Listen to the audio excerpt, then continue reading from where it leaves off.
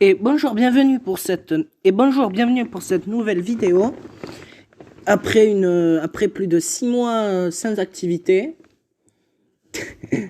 Plus, beaucoup plus. Et aujourd'hui, je ne suis pas tout seul. Comme vous l'avez entendu. Oui, je suis avec mon frère handicapé. Par contre, il manque un handicapé. Oui, on n'est que deux. Il n'y a pas. Comment il s'appelle l'autre déjà? Ray. Non. Non. Bon, l'handicapé, ça va aussi. Non, il ne manque pas notre confrère. Le tétraplégique, voilà. Non, ça c'est toi. Non, ça c'est toi. Bah, Bon, plus sérieusement. non. On est parce que tous les deux, il n'a pas pu venir. Donc aujourd'hui, je vais vous parler du 8 mai 1972,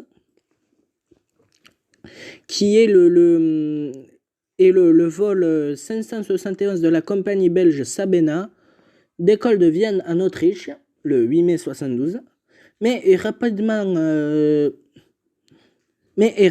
détourné par 4 terroristes du groupe Septembre Noir, tout en faisant croire aux terroristes de sa volonté de négocier. Le ministre de la Défense, Moshe Dayan, qui est ministre israélien, ancien général lors de la guerre de 1967, et décédé en 81, non 82.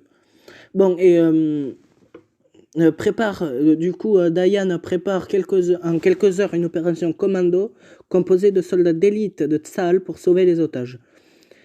Le vol 771 de la Sabena n'a eu que quelques instants de tranquillité après son décollage. 20 minutes plus tard, les terroristes tentent de s'infiltrer par tous les moyens dans la cabine de pilotage afin de prendre le contrôle de l'appareil. Bien attaqué et menacé, le capitaine Levy fait de son mieux pour que les passagers gardent leur calme et évitent un mouvement de panique en engageant la conversation avec les terroristes sur des sujets variés et en rassurant les passagers. Il a dit: comme vous pouvez le voir, nous avons des amis à bord.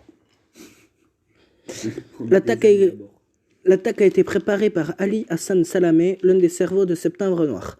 Elle menée par 4 terroristes, dont 2 femmes, qui exigent la libération de 315 terroristes palestiniens détenus dans des prisons israéliennes. Derrière le porte du poste de pilotage, le capitaine réalise la détermination des terroristes qui menacent de faire exploser l'avion si leurs exigences ne sont pas satisfaites. Il décide alors d'envoyer des signaux de détresse qui sont reçus par Israël et par le ministre de la Défense Dayan. L'avion se pose en urgence à l'aéroport de Lod. Sans attendre, Dayan entame immédiatement des négociations avec le groupe Septembre Noir, tout en planifiant simultanément une opération de sauvetage secrète surnommée Opération Isotope. Sur le tarmac, des agents israéliens s'activent pour saboter discrètement l'appareil et ainsi l'empêcher de repartir. Les terroristes croient à une défaillance technique de l'avion. Le lendemain matin, les terroristes décident d'envoyer le capitaine Levy discuter avec les Israéliens dans l'aéroport avec un échantillon d'explosifs dont ils disposent à bord de l'avion. Il en profite pour expliquer en détail l'état de la situation à bord de l'appareil. Il décrit les terroristes et donne des informations essentielles sur leur position et l'emplacement des explosifs. Il précise également que les terroristes ont oublié de bloquer les sorties de secours. Avec ces nouvelles données, Diana promet aux terroristes de réparer l'avion et d'acheminer les prisonniers libérés à l'aéroport. De faux prisonniers apparaissent ainsi au loin,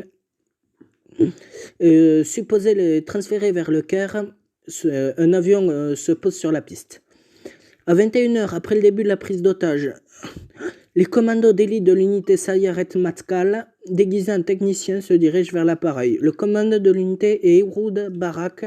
Ce dernier alors sous ses ordres Benjamin Netanyahou, qui est le premier ministre sortant d'Israël. Il s'approche de l'avion dont il est censé réparer les pneus et autres parties endommagées. Au lieu de cela, il pénètre par surprise via les sorties de secours et ouvre le feu dans la cabine. En 10 minutes, le Sayaret Matkal parvient à tuer les 2 terroristes hommes et à arrêter les 2 femmes. Il sauve tous les passagers à l'exception d'une femme blessée qui succombera quelques heures plus tard de ses blessures. Ehud Barak, deuxième technicien. Il est baraque.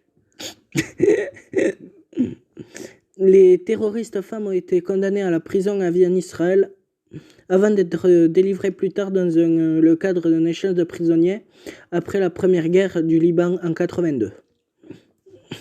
Le capitaine Lévy est considéré comme un héros en Israël pour son sang-froid et la qualité des informations fournies pendant la prise d'otage. Il a été remercié par Golda Meir en personne, qui était le Premier ministre de l'époque. Lévy est décédé à l'âge de 88 ans en 2010.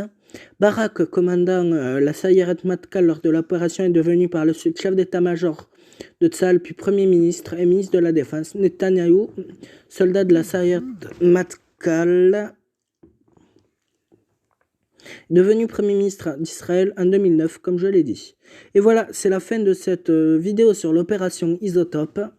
N'hésitez pas à partager, commenter, Vous abonner, vous abonner, oui, surtout. le plus important. Et voilà, on se donne rendez-vous dans 6 mois, voire plus, pour une nouvelle vidéo.